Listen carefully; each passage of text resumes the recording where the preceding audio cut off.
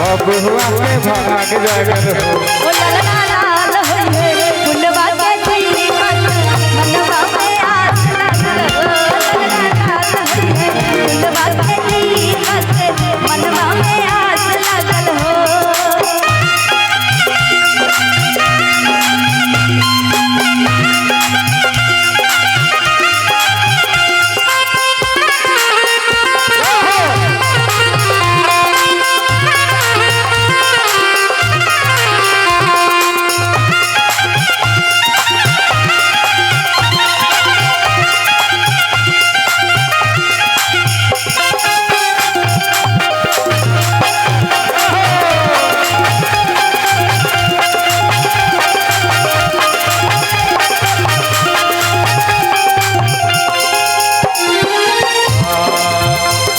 के रतिया सुहावन दिनवा लुभावन हो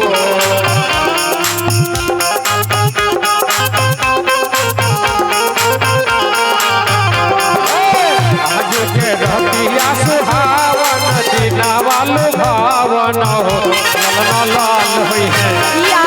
ललना लाल होई है आज के दिनवा सुहावन रतिया लुभावन हो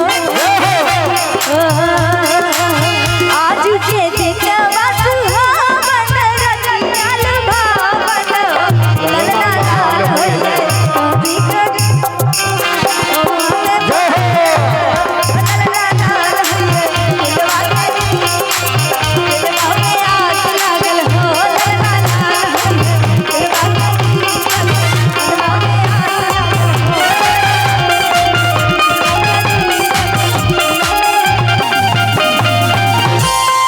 आइए अब कार्यक्रम को ही भूख लग गया भाई।